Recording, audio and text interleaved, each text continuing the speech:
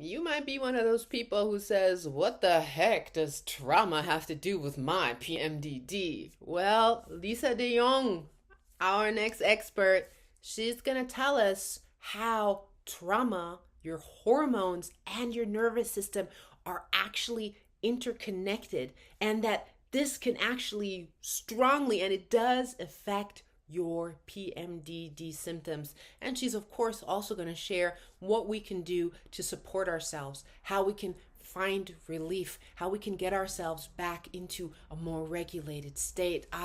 Lisa is back, and it's gonna be so good. Woo! Here we go.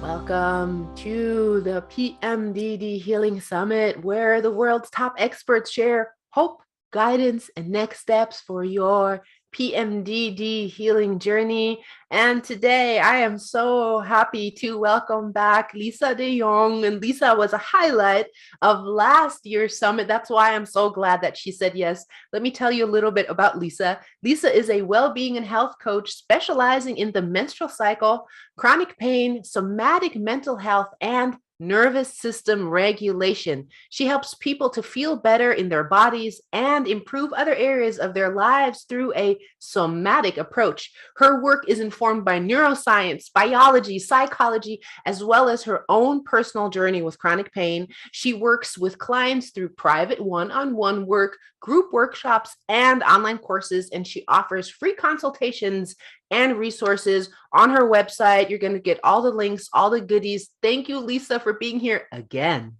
Thanks, Charisma. It's so good to be here. Happy birthday for the summit.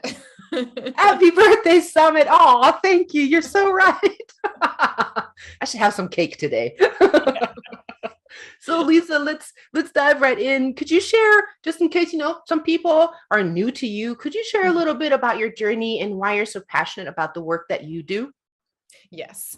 So yeah, I did come on this journey from a personal lived experience with pain. I am an endo warrior, as we call them. So I have endometriosis, and well, I've been treated for it, and it doesn't really impact my life so much anymore. But yeah, that's essentially why, because it did impact my life for over a decade, and had to journey that journey and figure things out, and learn the tools and the skills to support myself and navigate through the medical system and all of the stuff. And because I trained in a lot of things, I decided then to train professionally and then bring this work out. And clearly there's a huge need for it. I'm really passionate about working with people's bodies and with helping people through pain and darkness. Yeah. That's why I'm so glad you're here, because I know we all know about pain, and we know all about darkness here in the PMDD community. And one of last year's big revelations, what really was the jaw dropper, was that there's a lot of connection between our PMDD symptoms and trauma. Could you speak a little bit about trauma, just anything that you think we need to know and how it can affect us? Yeah. Okay. So I'm going to define what trauma is in my own sort of understanding of it, because there's loads of different definitions of it. But it's one of the teachers I follow, Peter Levine. I'm training in his particular work. He talks about trauma being not the event that happened to you, but the impact that the event had on your nervous system in the absence of compassionate witness. And so trauma is the things we didn't do or say, and the support we didn't have, and the impact that those things had on our nervous system, and the imprint that leaves on our body and our nervous system today, and how the trauma, the event that caused a nervous system dysregulation or a nervous system response in the absence of support and an ability to fight or flight or defend ourselves, it gets locked into the nervous system. And so we can live with the psychological and physiological impact of trauma today as a result of something that happened in the past. So yeah, it's quite complex, but there's a lot you can do to work with it. Yes.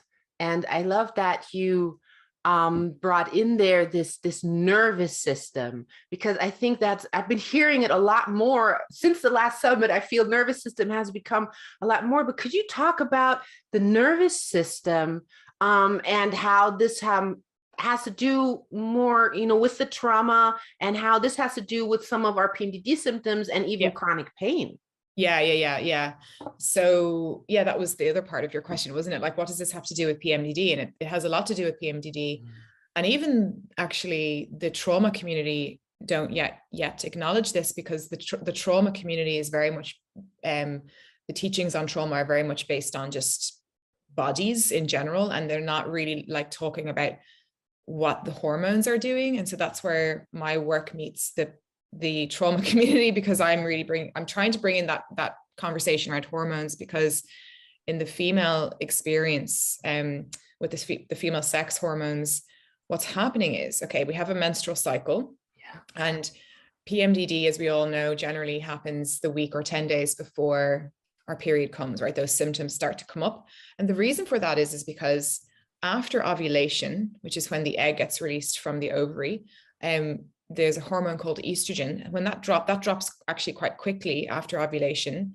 And it means that the nervous system becomes a little bit more exposed, because one of the roles of estrogen is to soothe the nervous system. So when estrogen drops, our physiology is primed to be more sensitive in our nervous system, and we're actually going to be more likely to like look for threats and danger. And that's why we can get cranky and moody, because we're like waiting for things to happen. It's very hormonal, it's very somatic, it's not in our heads, this is really happening. And so what happens with trauma, Charisma, is that when we have trauma or the effects of trauma for a long period of time, and we haven't really healed it, even if it's unconscious, because a lot of us carry unconscious trauma, myself included, we sweep it under the carpet as a coping mechanism because we have to get through life. But then as estrogen drops every month with the menstrual cycle, it's like as though that rug that we've shoved everything underneath, it just kind of gets like estrogen, the menstrual cycle is that rug, and we kind of, it gets peeled up, right? And we get to see what's there, and the things that have caused us harm or impacted us on some level, they kind of start coming up to the surface, and that's essentially how I see PMDD. It's this mix between trauma, the nervous system, and the dance of hormones that's happening in the body. And that's kind of, I don't know if that answers your question, but that's how I see it, as that systemic, holistic, like conversation that's happening. Yeah. I love that, that you bring that together with the hormones, that estrogen soothes our nervous system. So when that then drops, our nervous system becomes more kind of like, exposed, or like more frail, or a little bit more sensitive. And that's why, like for me, my anger would come up, and all these things that I had swept under the carpet would come up. Every month would be the same story over and over. So I love that you're bringing that together, because that makes sense. It makes it more, less abstract. So thank you. It's helpful, isn't it? It's so helpful. I know everybody out there, I have already begun with the notes, so y'all better be taking notes too. So you were also, there's this fight, flight, freeze with the nervous system. And also I'm hearing something new come in with a fawn, which I think really applies to me, which I do a lot. So could you just speak a little bit about this thing that we could also get stuck in these responses, right?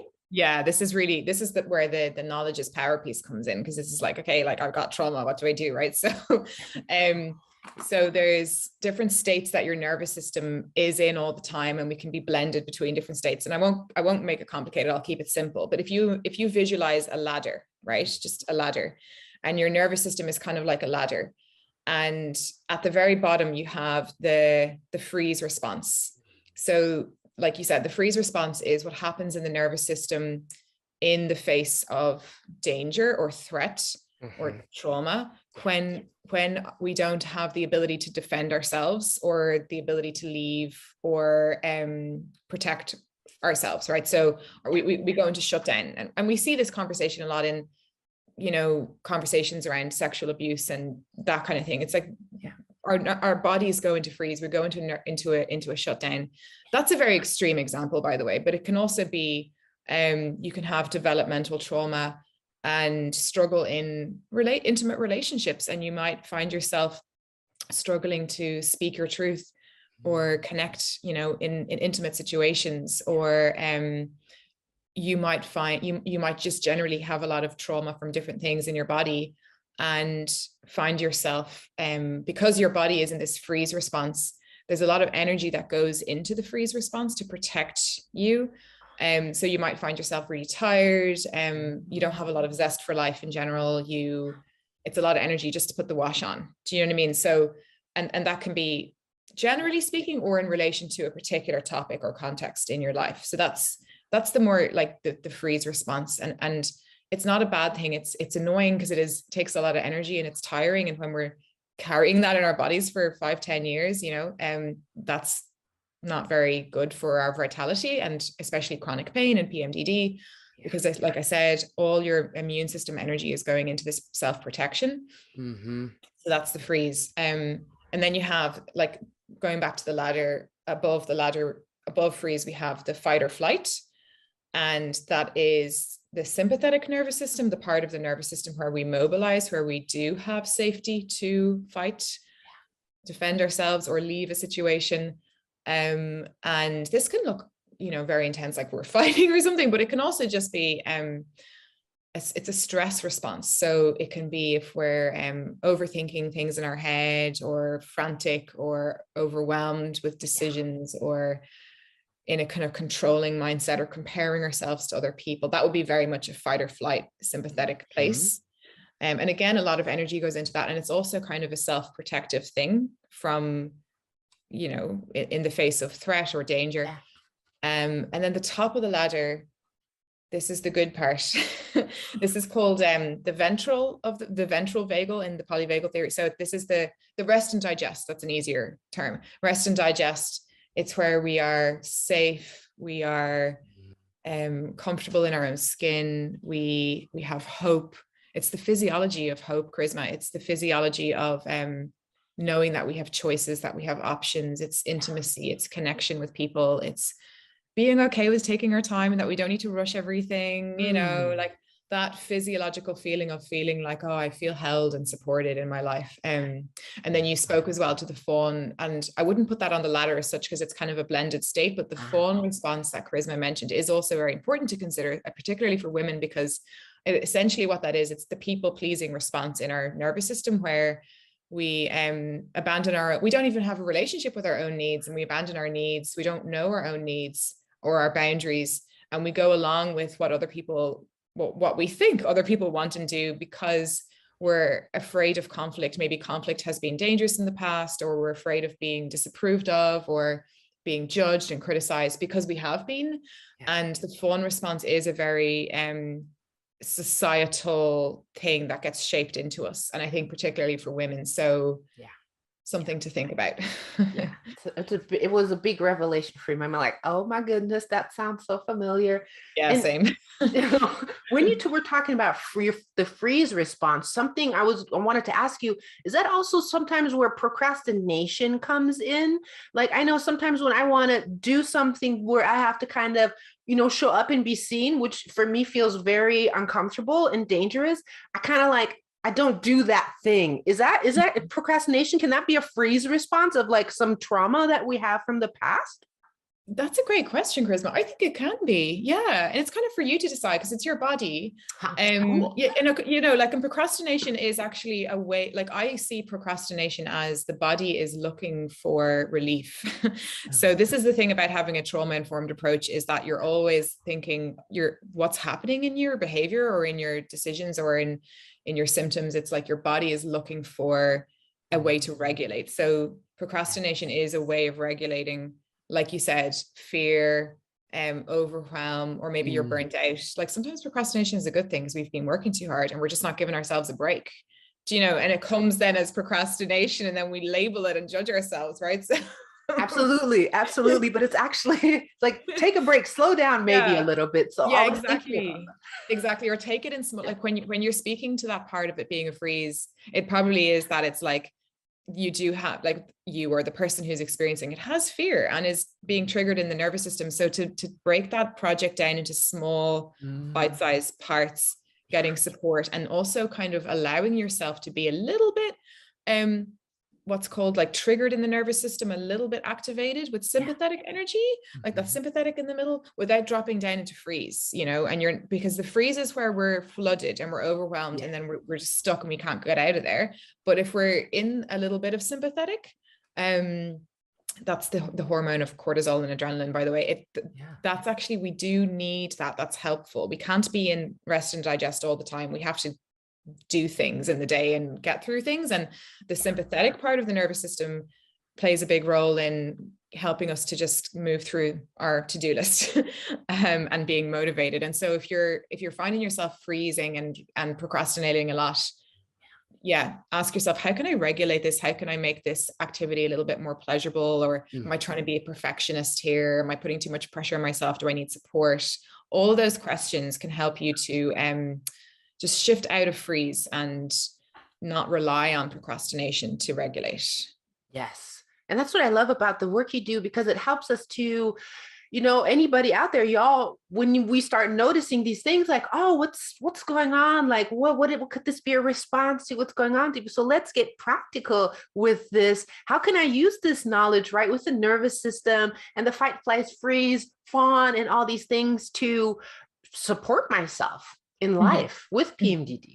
Yeah, it's very empowering. Yeah. Definitely. Yeah. And the thing is as well, like, I know a lot about this stuff and I can speak to it, but I was saying to my friend the other day, it's like, I'm not immune to this. Like just because I know this stuff doesn't mean I don't experience it. So I'm every day like, okay. And it's almost harder. It can be a little bit harder when you know this as well, and you have to be careful of that as well, to not judge yourself. You're like, oh, I'm in freeze too much, because I've done that too. So just be really kind to yourself, because this knowledge is powerful, but just don't use it against yourself. You know, it's to journey what we haven't been given, the support we haven't received that we do deserve now.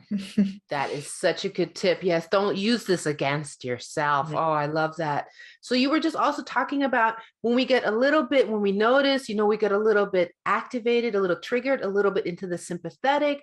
What if we get a little bit too far in? How do we regulate our nervous system? Like, how can we help ourselves when it's happening? Yeah, it's a great question. So whether you find yourself in the freeze or in the sympathetic, I'll actually go back to the ladder again, because it's really helpful. So at the bottom, you have the freeze, and then you have sympathetic, and then you have rest and digest. And the reason why that ladder is important is because it's chronological, Charisma. We can't move from freeze to rest and digest. We have to shift through sympathetic. I know. So we have to climb the ladder, right? Yeah. So if we see ourselves in freeze, well, actually, what I'll start with is saying that every nervous system is different, and every personality and needs and desires and how you experience pleasure and how you regulate will be so different. Some people love to meditate. Some people love to go on long runs. Some people hate those things. So it's so important that you get really curious about your nervous system and make a list of what's called regulating resources for you to lean into and rely on when you find yourself overwhelmed in freeze or in fight or flight. So I'll just speak for myself. One of my freeze resources is, you want to think about something that doesn't take too much effort, because a freeze, like thinking about doing a 20-minute meditation when you're in freeze, it's kind of a bit, it's a bit much. Yeah. And what you want is mobilizing energy. So for me, I just click on my Spotify and I have music, and I'm like able to start moving my body a little bit, or cleaning, if I'm cleaning the kitchen, like putting on some music, and it just lifts my mood a little bit. Yeah. That's a really big one. Small little bite-sized things that help you mobilize, and you'll only really realize what they are when you start to get curious about them for yourself. So it sounds mad, but cleaning is one of mine. I like to be like making lists. If I'm in sympathetic overwhelm, like making a list of the things I need to do, getting organized. I love that. Sitting down and having a cup of tea, or reading a book, or going for a walk, taking a Epsom salt bath. Sometimes I meditate. Like, I don't rely on that. You know what I mean? I rely on these real practical everyday things. And then a huge one that we often forget is something called co-regulation. And that's what we're doing here. We're having an experience together, two nervous systems coming together. And I think we can put pressure on ourselves to get ourselves out of these overwhelmed states, when in actual fact, we need people, we need humans, whether the other person knows that they're doing it or not doesn't matter, right? So friendships, relationships, going into groups, even if you're just sitting, if you work for yourself and you are tired of working alone at home, like going into a cafe, even if you don't know people, you still have people around you. Yes. Just getting out into the world, being immersed in you know, society, but definitely having like friendships and connections, co-regulating. That's where we regulate each other's nervous system. And when we're in a freeze response, there's a part of the brain called the prefrontal cortex that is our decision-making place in our brain. And because we're in a survival response, it doesn't really turn on very well. So it's hard to actually pull ourselves out. So we have to have a few go-to things. So for me, it's music, people, and walking. Awesome. Yeah. I love that, because if freeze response is one of your go-tos, maybe you can just have like a sticky note somewhere in your home, like that, you know, if you just look up when you're in your freeze, you're like, go to your favorite cafe or put on that music. You have like 3 little things and you're like, oh, I'll just do that. I'll just click my Spotify and that could possibly help. I really love that one. Thanks for sharing that one. Yeah. And the good thing about it is it builds momentum. So as you're listening to the music, you'll start feeling better. Yeah. And then that's the kind of way out of procrastination as well, because it's this kind of like domino effect, you know. And then you do have to track your system to make sure you then don't overdo it, like in terms of working and stuff. But yeah, just keeping an eye on where you are in your system every day and getting curious about like what supports you and what triggers you. Yeah. Like it's really helpful. Yeah. That is really helpful. Maybe write it down, keep a journal at the end of the day, notice, or however you do that. And so you were talking about going up the ladder, and I was just wondering, do I have to go from freeze to like fight and flight and up the ladder, or do I just go from freeze? So do I have to then do some punching after that, or how do I get up there? That's a good question. No, it doesn't, like, it's not as kind of clear as that. It's sort of more a metaphor. So the freeze response in the nervous system, it needs sympathetic energy. So it needs mobilizing energy. It doesn't mean we have to go into a sympathetic overwhelm, because there's a difference between sympathetic energy, which is what we're doing now. We're conversing and there's like activation in my nervous system and I'm on camera, you know, and this is being recorded, and I'm not overwhelmed though. I'm not like shutting down. I know what to say somewhat, I hope. And you know, like, so sympathetic energy is that energy that helps us like get things done. It motivates us, it inspires us, it gets us through the day. But if it's too much flooded, then we get stuck there, and then we have health problems if we're there long term. So if you find yourself in freeze, the mobilizing energy is the music, or it is the dancing, or it is the cleaning, or it is, you know, the connection with another person. And then if you're flooded in sympathetic, if you're really like stressed and overwhelmed, because that's not freeze, that's sympathetic, and you're just finding it really hard to calm down, the same tools, or making the list, organizing yourself, taking things off your to-do list, asking yourself like, where am I being too hard on myself? It just settles the system. And then from that, feeling more organized, more clear, more contained, then we shift up into, or the opportunity is to shift up into rest and digest. And that's where we're like, oh, life's okay. I got this. I trust myself. I feel supported in life. It's going to be fine. I have options. You know, there is hope. And I will say, it's a gorgeous place to be, isn't it? But I will say, like, if you've spent a lot of time in freeze or in sympathetic, which a lot of us have, it can be dysregulating even in itself to spend a lot of time in the rest and digest. So don't worry if you don't stay there very long, because you have to learn to do that through your nervous system, through doing this work. Yeah. I see. So it could be like too good. Yeah, the body is like, wait, this isn't safe. I'm supposed to be frantic and trying to survive. And if you're like feeling all hopeful and trusting for like more than you're used to, your system will just go back to its original place. And that's normal. That's all part of it. It's like it's like learning a new language. You just have to keep on kind of practicing. I'm glad that you always say that, kind of to bring in that compassion, right? That if we don't need to be in this state all the time. We would kind of go down and over and around a little bit. We're talking about freeze. I know fight is one of my like main ones. Like I like to lash out. Could you talk about the fight response a little bit? Yeah, I guess the fight response would be, so that's part of the sympathetic response in the nervous system. Yeah. And the reason why we might fight in an interpersonal relationship or within us, if we're reacting to a group or an idea, or we're judging people or ourselves, it's a protective thing. It's probably anger that's coming through. It's, a part of our training that we might have received when we were growing up, whether it was something we witnessed or it was the only option for us because we didn't have a route out. So fight was the other option for our nervous system to do. So it's not, there's nothing like bad about it. There's nothing wrong with it. It's just, it is what it is. The problem becomes is if it's causing harm to ourselves or others, or if it's impacting relationships. And I know that this can really show up for people who have PMDD symptoms.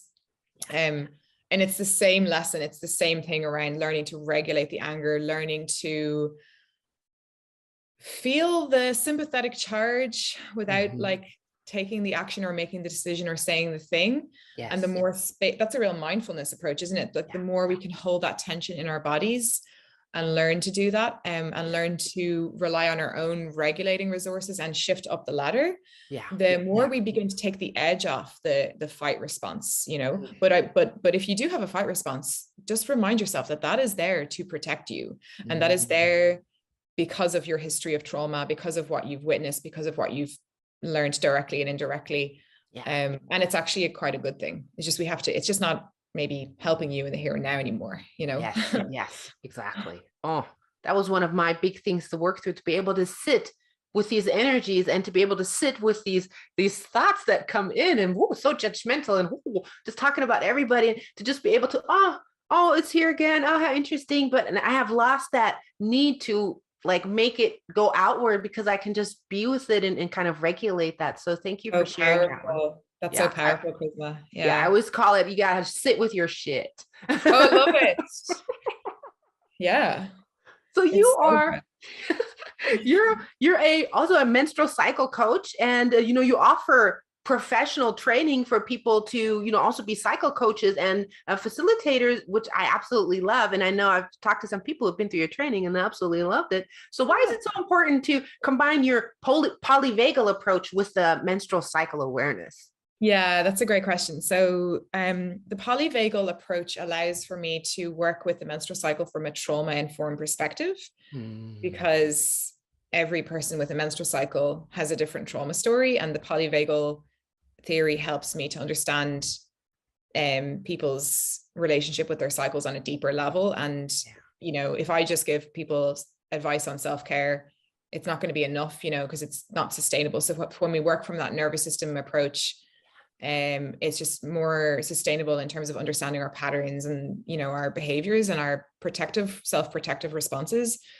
One of my things was like, I'd be quite a sympathetic person, like busy, and when I was on my own health journey with this, I guess my self-protective response was to make this really long list of self-care things I needed to do every day, and it was just not realistic, and it came from a place of fear because of chronic pain, so I had to learn how to let go of everything on the list. Yes. And learn to trust a few things that would support me, so that now, what was your question again? how the polyvagal approach, why it's important to combine it with the menstrual cycle awareness. Yeah. And then the menstrual cycle awareness work allows for what I call a somatic feminist lens in trauma. So the two are kind of working together. Yeah. Because the trauma world haven't yet acknowledged the female sort of experience yet. Anyway, I'm on to them. So yeah. Because like I said, it's that, like we all have trauma, but women's trauma will express itself differently depending on what's happening in our menstrual cycle. And that lens is really important in understanding how we care for women and the treatment options that we decide to embark on. Absolutely. Yeah. So how can we use our menstrual cycle to create better relationships with ourselves? Like, just, do you have any words of wisdom on that?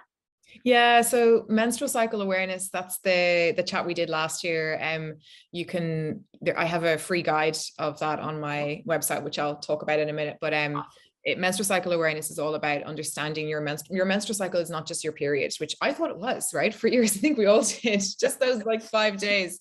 And then we didn't have this thing. But no, it's a whole like cyclical every day. It's there in your body. It's not a separate part of you. It's there.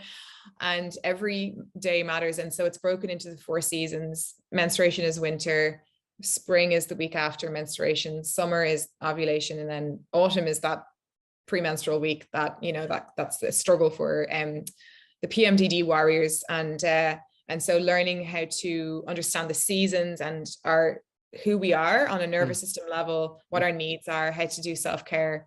And cycles, tracking your cycle. You can use an app where you can put it in your diary, and learning to build a relationship with your cycle is a really powerful thing for cycle self-care. It is really powerful. And it was a game changer for me learning about these seasons. And I'm in my inner winter right now. And, I'm doing these interviews and I'm like, well, I want to show up for my community, but I'm also then taking time to have a bath, go for a walk, relax on the couch, like to go into that rest and to weave it into my life. And it has absolutely revolutionized and changed my whole life. If someone because you work with people one-on-one in your group program. So if someone with PMDD comes to you, where would you start? Like, are there certain questions you ask? Where would you start? Yeah, well, I start with listening to hear their story, obviously. Yeah. How does PMDD impact you? Because I think PMDD is a syndrome, isn't it? It's not a blood test you can take and get a diagnosis. Yeah. So everyone will have a different experience of it. And I'd be curious, where they want to get to, what their goals are. And then we do work around the nervous system. I start, really helping them build a relationship with their nervous system, get curious about it. And then we weave in menstrual cycle awareness, hormones, some work on diet. And then depending on the person, we do some trauma work as well, through a practice called somatic experiencing. That's the work of Peter Levine, where we can work with trauma and begin to release it from the nervous system. Because if we're clinging on to a lot of stuff, it's a lot of energy going into that, so allowing that to unravel gently over time is very liberating.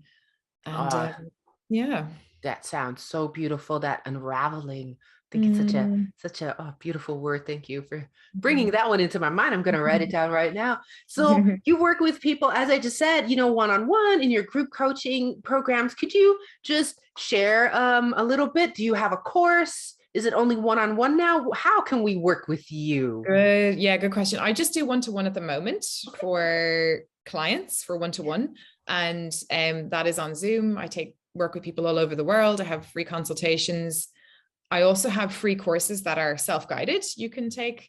And so you can hop on over to my website, which I'm changing my website domain. So at the moment it's yourcyclematters.com, but maybe when this is launched, it'll be lisadejongcoaching.com. So try them both and you'll find it. I'll put the link under the interview. You put the link in. Super. And then, if you are interested in training professionally and integrating this into your yoga teacher or your therapist, or you're interested in bringing this into your workplace, I train professionals. That's how you can work with me.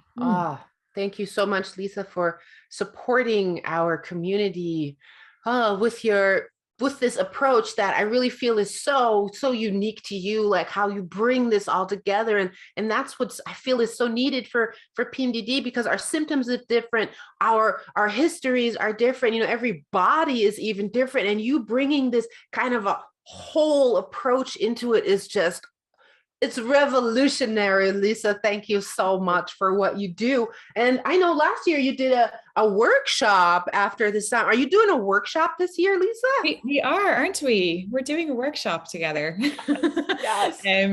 What did we say we do it on? Did we say we do it on anger or something? I think we're going to do it on rage and anger. Yes. Rage and anger. Okay. Yeah. That's a really important part of PMDD. So yeah, we'll do a workshop. So keep an eye out for that. Definitely. Thank you, Lisa, for that, because I know that's such a huge part. And we are at time.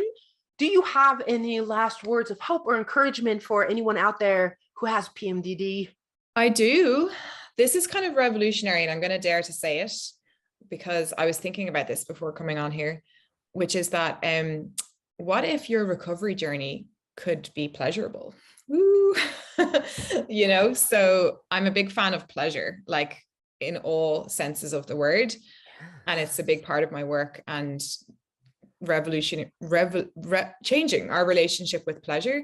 And so healing doesn't have to mean going into the trauma and reliving it and re-traumatizing ourselves. It can be gentle and slow, and it can bring relief, and it can therefore be pleasurable and nourishing for our bodies. And I think that if we go on our healing journeys from that mindset, then we'll be safe, and we'll feel comfortable, Oh, Lisa, I think you just shifted the whole paradigm here.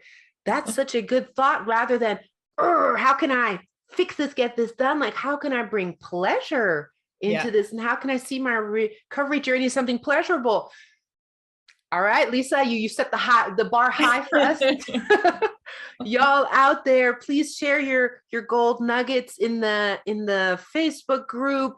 Come to the workshop. Let's do that, and let's bring pleasure back into our recovery journey. Thank you so much, Lisa, for being here again. Thanks for having me, and loads of love to everyone. It's such a pleasure. Just such a pleasure to be here. Oh, it's so good to have you here. All right, y'all, go out there, bring that pleasure back, and see you in the Facebook group. Bye.